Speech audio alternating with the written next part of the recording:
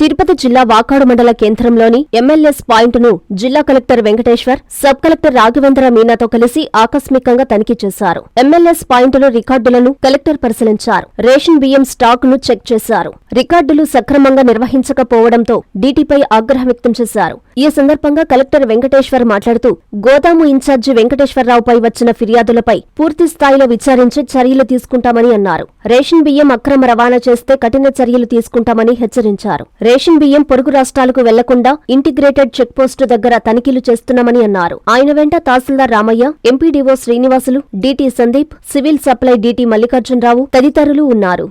మనకి జిల్లాలో ఈరోజు గూడూరు నియోజకవర్గం వాకాడు మండలంలోని ఎంఎల్ఎస్ పాయింట్ చేయడం జరిగింది. ఇన్స్పెక్షన్కి వచ్చాను కలెక్టర్ గారితో పాటు. ఈరోజు ఇక్కడ స్టాక్ ఎలా ఉంది, క్వాలిటీ ఎలా ఉంది, అదేవిధంగా ఇతర కంప్లైంట్స్ ఏమైనా ఉన్నాయా, మిగతా అన్నీ వెరిఫై చేయడం జరిగింది. ఇక్కడ ఆల్రెడీ ఎంఎల్ఎస్ పాయింట్లో అన్యూజ్డ్ అంటే అర్జీ దాల్ కూడా మనకి స్టాక్ ఉంది. అంటే వాళ్ళ నోటీస్లో ఉన్నప్పటికీ దాన్ని డిస్పోజ్ చేయకపోవటం వల్ల అదంతా కూడా పాడైపోయింది. సో మనం ఛార్జెస్ వాళ్ళ మీద కన్సల్ట్ వాళ్ళ మీద ఫోన్ చేసి ఎక్స్ప్లెనేషన్ కాల్ఫర్ చేస్తున్నాం. అదేవిధంగా చాలా కంప్లైంట్స్ కూడా మనకి వాకాడ్ నుండి వస్తున్నాయి. అంటే ప్రైవేట్ వెహికల్స్ దీంట్లోకి రావడం అనేది, దాని మీద కూడా పూర్తిగా ఒక విచారణ కమిటీని వేసి ఎంక్వైరీ కూడా చేయడం జరుగుతుంది సబ్ కలెక్టర్ గారి ఆధ్వర్యంలో.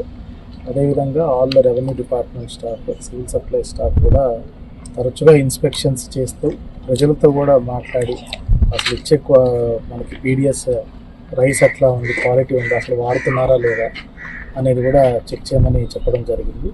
సో ఇప్పుడు కూడా మనము చిత్తూరులో కూడా ఒక ఎఫ్పీ షాప్కి వెళ్ళి, అదేవిధంగా ఎఫ్పీ షాప్ డీలర్స్ కూడా గవర్నమెంట్ ఏదైతే చాలా క్లిష్టంగా ఉన్నప్పటికీ కూడా మనకు పీడిఎస్ రైస్ సుమారుగా 80% కుటుంబాలకు మనం అందిస్తూ ఉన్నాము.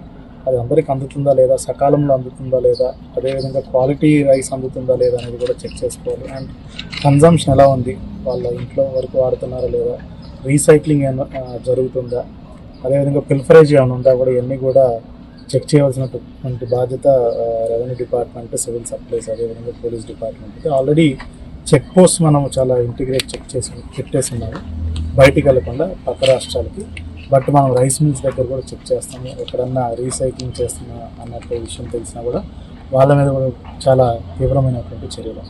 సార్, గూడూరు కేంద్రంగా రేషన్ అక్రమ రవాణా జోరుగా సాగుతుంది సార్, దాని మీద ఎటువంటి చర్యలు తీసుకుంటారు? అది ఇప్పుడు ఇందా చెప్పాను కదా, వీళ్ళు కామన్ ఎంక్వైరీ కమిటీ మొత్తం అన్ని ఎంఎల్ఎస్ పాయింట్స్, అదేవిధంగా మిల్లర్స్ దగ్గర కూడా స్టాక్ చెక్ చేయడం జరుగుతుంది. నెక్స్ట్ 2-3 వీక్స్లో మొత్తం ఎక్కడైనా ఏదన్నా రికార్డ్స్ తేడా ఉన్నా ఆర్ఎల్సీ ఏదైనా ఇన్ఫర్మేషన్ ఇచ్చినా పబ్లిక్ నుంచి వచ్చినా will definitely take very severe action.